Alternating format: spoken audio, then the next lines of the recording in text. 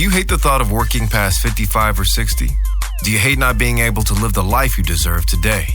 Do you hate not knowing what your financial future looks like? It's time to stop doing what you hate. Here's your host, Mr. Harold Green. Aloha, everybody. This is Harold Green of Braintree Financial Group, and it's time to stop doing what you hate. I hope you are having a fantastic day today. I'm doing pretty good. It's been a very interesting week for me, and it's been a very interesting year so far. We're just sitting here in, I want to say April, going into May. A lot of good things coming down the road. I'm extremely excited. My daughter's going to be graduating college, and we're going to get to go do graduation in New York, hang around in the city for a little bit, just have a little fun, do some things with the family, meet up with my son and his fiance, and just kind of hang out and just kind of get the group together again and just get caught up on things. And I'm really looking forward to seeing my kids and hanging out and just kind of talking about the future. So I'm super excited about that. But today's going to be real simple. It's going to be called the market update, and basically just to kind of give you an update on where the stock market is. I know you folks listen to my show for a lot of different reasons, and I don't know if you're aware of it, but I do send out a monthly newsletter called the Market Minute, where I talk about what's going on in the market and where we are today. So I'm just going to rant and rave at you guys for a little bit and just kind of give you my 2 cents on things. And investments do carry risk of loss. And so before you act on anything I say, I want you to go and get your own independent evaluation of your investment accounts, do your own due diligence, because again, investments do carry risk of loss, and past performance is no indicator of future results. So are you ready? Are you ready? 1, 2, 3, let's get it. All right, so where are we in the market? We've gone through two bottoms almost here in the last, month? And they call that a double bottom. And if you are a chart person looking at charts and technicals, I think they call that the head and shoulders pattern. And that usually happens before stocks tend to break out and do phenomenal things. But in the past, when that's happened, we didn't have the same kind of things that we have going on right now. So where are we? We're at record inflation. Inflation is going through the roof. But for most of my clients, it's not a problem, because we do have a plan in place to make sure that they're going to be taken care of and they're going to be okay. And we're actually using these bottoms to our advantage in regards to repositioning ourselves for what I call the NASCAR restart of the stock market. And you guys know what that is. When there's a wreck on the track, they go out there and they take the safety car out, they clean up the debris. And if they don't have to stop the race, what they do is the guys kind of line up, and then they hit the green flag for clear racing, and boom, they're at it again. So I always tell my clients, you got to really make sure that you are in the right position for the restart when the market starts to pile up again, because sure enough, people will be piling back in as fast as they pile out. So I'm going to talk about 2 different strategies you folks can kind of look at in regards to how you should be positioning yourself for the restart of the market when it's going to start cranking back up again. You want to look at your portfolio and your holdings in 3 different phases. We got the short term right now, the short term immediate. Like, what's hot right now, what's happening right now, and how long is that going to be? How long is it going to be good for? How long are those holdings going to be good for? And then you have the intermediate future, right? What's going to be happening 3 months from now, 4 months from now, right? And then you have the long term. What's going to be happening a year from now? Who's going to be hot and popping a year from now? So where are we at immediately? Well, we got the treasuries going up, which is causing downward pressure on technology stocks, because they say for some reason future earnings are discounted when rates are higher. And I have yet to make that correlation in today's market, maybe in the past, but not today. Because if you look at your fundamentals, some companies are flush with cash. Their long-term debt is dropping. Their revenues are rising. Their cash flows are rising. Companies are making money, but their prices are getting hammered because people are selling them. Algorithms are selling them, and they don't look attractive. And it's a little bit painful to see your portfolio go up, $200,000, $300,000, $400,000 in a couple of weeks, and then down $200,000, $300,000 in a couple of weeks. But that's a portion of your portfolio that's going to act like that in these times. And then there's the short-term portion of your portfolio, depending on if you're playing your trade the right way, right? Energy, maybe, right? Commodities, mining, metals.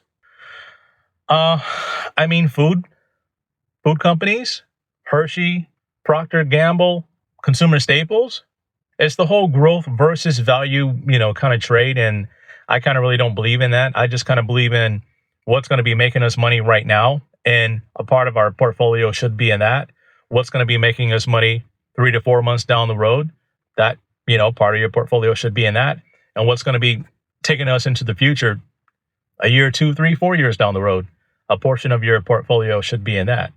Now, again, this conversation here is more for the person who's actively trading their own portfolio, not for the clients that I'm managing portfolios for. I'm just kind of giving you a little glimpse into how I manage some of the money that I have and what are some of the things that I'm looking at. So as far as like the restart where you should be when the market starts to pile back up again, I think you ought to be in technology. I think you ought to have a large portion of your portfolio in technology. That's just my belief based on the things that I see. Now, this is also for a person who's trading in an individual portfolio, not an IRA or anything like that. If you're trading in an IRA, that's a whole different conversation. Like, all bets are off when you're trading in an IRA because you can go in and out of positions and day trade if you want. But if you're doing that in an individual account, you're going to have gains and losses. Sometimes it's short-term capital gains, sometimes it's long-term capital gains, and then sometimes you're going to get hit with a wash sale, which sucks because if you go in a position and then you make money, that's great, and you sell it, that's short-term capital gains. You go in a position, you lose money, you sell it, that's a loss. But if you buy it back within 30 days, they count it as if it's no loss, right? They count that as if you made money, and it's stupid on your taxes because it will mess your taxes up. But I do think if you're going to go into technology, that's part of your long-term portfolio. Your short-term part of your portfolio ought to be in things that are hot right now, things that are making us money right now, like a Archer Daniels Midland, or maybe a Church and Dwight, or maybe a BTU or something like that, because we're definitely going to need energy. We're going to need energy for a long time. And you can do that as a long-term trade if you want, or you can do that as a short-term trade if you want. If you do it as a long-term trade, it's going to be a little bit painful to watch when America goes back to being energy independent. That's cool. But I want to take a little sidestep and talk about something that I talked about in my newsletter. And that is why we have record high inflation that may not get under control anytime soon. It's called unbridled spending. Spending. And here's what I was talking about, right? COVID is pretty much done and things are getting back on track. But yet you have this one segment that wants to treat COVID like it's still brand new, right? There's tons of testing. Look at the airline industry. There's tons of testing. People test. They test positive for COVID. Even if they don't have any symptoms, guess what? They can't come to work, right? But in other industries, there is no testing and people can continue to work. So what's happening? Flights are being canceled left and right, and it's causing a major catastrophe. Another thing you look at is unemployment was extended for so many weeks. And so in some states, unemployment is 26 weeks, and you don't even have to look for a job. You can be out on unemployment for 26 weeks and have no job search requirement. That is insane. Now, during COVID, I understand because there were no jobs to go and get. Like, everybody was locked down. But now you don't have any excuse unless there's a childcare issue or a medical issue or something that's really important. I'm not talking about somebody who wants to sit off for 26 weeks and find themselves and figure themselves out. But here's the thing, though. When people go on unemployment, they don't die. They still need to eat. They still need resources. They still need services. They still need goods. And somehow you have people able to afford goods and services and resources that are not producing goods and services and resources. And so that's going to keep inflation unnecessarily high for a longer period of time until they start to change some of these things. Well, some states are looking at changing their unemployment to 10 weeks versus 26 weeks and so on and so forth. Some are changing it to even shorter. So there are a lot of different underlying reasons why we have a super high period of inflation right now. And like I said, I don't think it's going to go down anytime soon. We got the whole situation with Ukraine, and that's causing downward pressure on the market. So if you're trading, then you can play some of these trades, right? You can make some money, you can get in, you can get out, and then you can rotate your portfolio. But that's if you're actively trading in an IRA. But if you're trading in a individual account, you really got to look at your positions and pick them for the long term to make sure you're avoiding the short-term capital gains, and you want long-term capital gains and not short-term capital gains, right? Now, I get a lot of questions about crypto and stuff like that. And I'm gonna punt on those questions every single time. And how I answer them to clients is, look, only put enough money in crypto that you can afford to lose. You can afford to lose. It's not going to make a major impact on your life. If you lose it all, it doesn't mean you can't send your kids to college or you can't take your trips. You can't retire. It doesn't mean that. I have seen some people unnecessarily overweight in crypto because they think that's where the future is going to be. Yes, I think the future is going to be somewhere with crypto, but how far into the future are we talking about? While crypto is trading sideways and going up and down, there's other stocks that can be making you money and building your wealth, right? There's always going to be a trade for or play for crypto. We just don't know when it's going to be. So there's some people that are just talking about the crypto revolution and all that.